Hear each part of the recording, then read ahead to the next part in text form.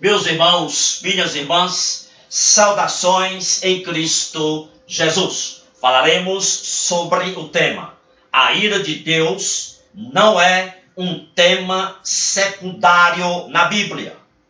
Meus amados, a palavra de Deus não é um ecossistema harmonioso e confortável. A palavra de Deus, quando pregada de modo correto, leva as pessoas a sentirem a necessidade de arrependimento.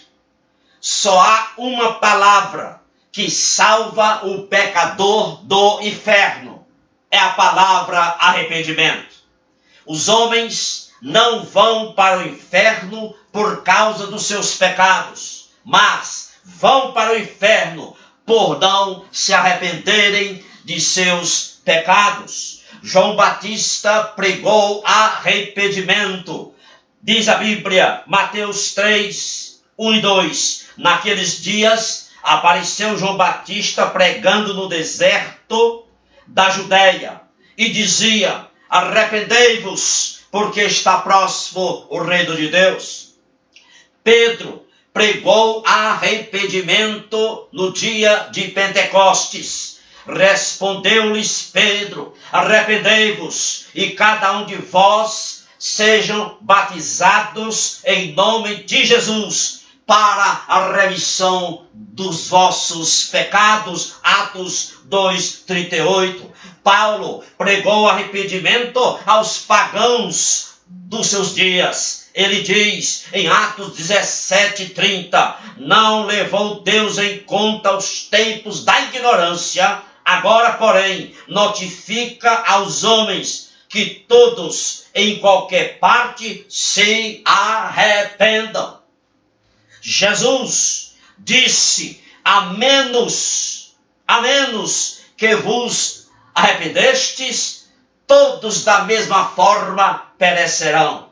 Meus amados, a evidência do novo nascimento, da regeneração do homem, é vista nos santos frutos do arrependimento.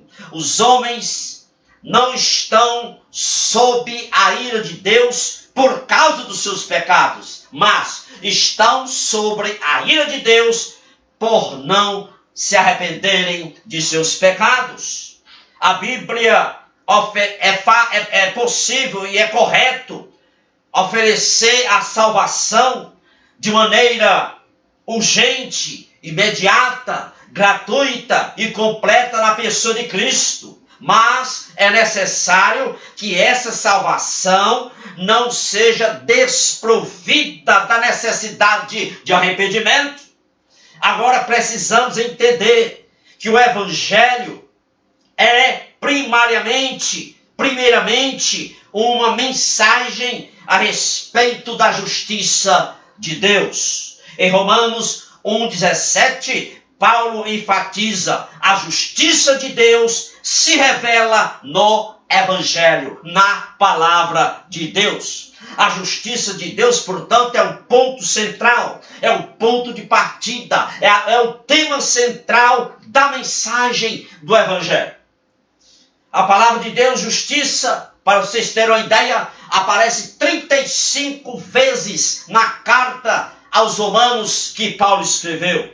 Depois que Paulo fala da justiça de Deus, no versículo 17 do capítulo 1 de Romanos, ele aborda no versículo seguinte, o versículo 18, Paulo aborda a ira de Deus. Paulo diz: a ira de Deus é revelada do céu contra toda a impiedade e injustiça dos homens. E a partir do versículo 18 do capítulo 1 de Romanos, até o segundo capítulo, Paulo mostra sistematicamente que toda a humanidade, todos os homens estão mergulhados em seus delitos e pecados e estão sob a ira de Deus.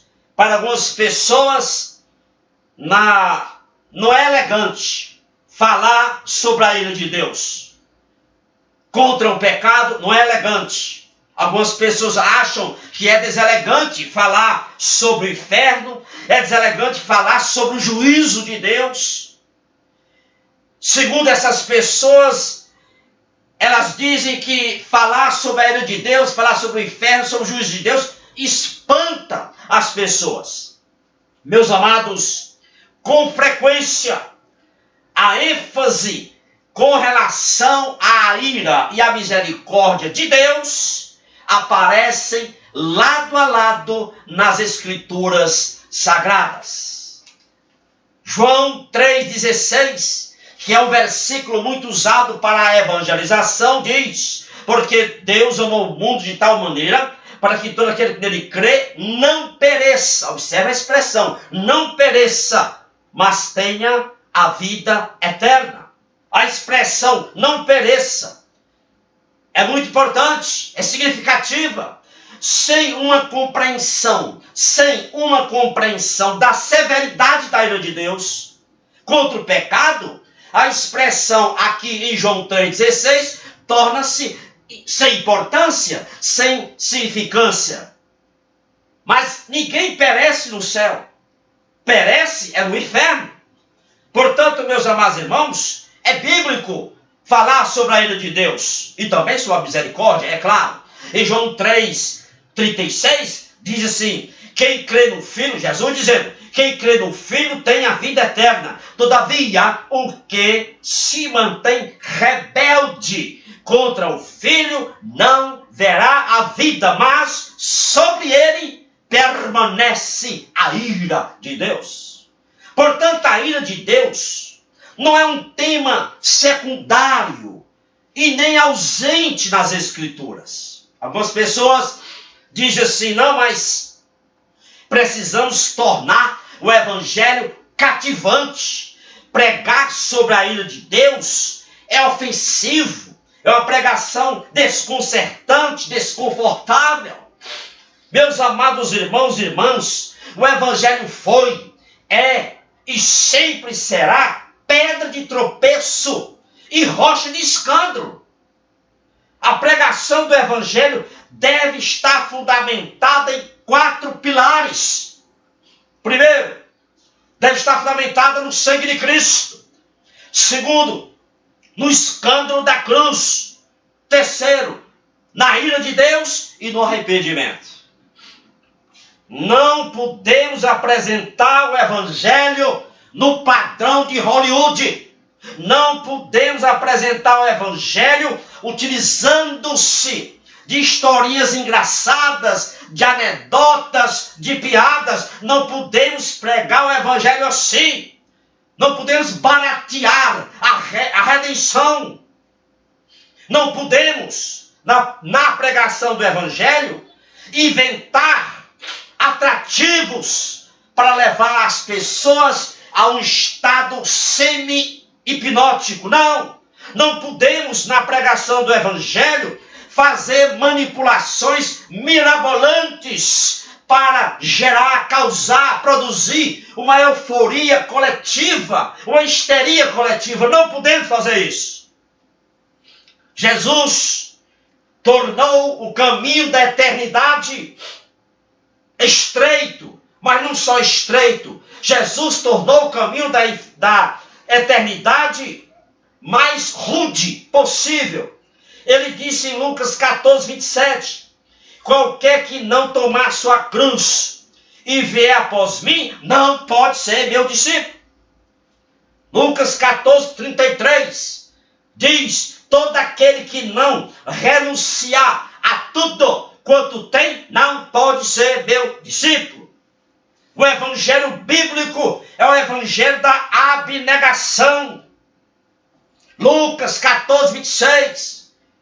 Jesus diz, se alguém vier a mim e não aborrecer o seu pai, a sua mãe e mulher, e ainda também a sua própria vida, não pode ser meu discípulo. Louvado seja Deus. Que a potente mão do Deus Altíssimo, vivo, esteja sobre você, sobre o seu ministério e sobre a sua família. Compartilhe esta mensagem Outros irmãos, irmãs que você conhece. Vou publicar também no meu canal do YouTube. Inscreva-se aí no meu canal. O endereço encontra-se logo, logo aí embaixo. Amém? E louvado seja o nosso grande Deus. Amém.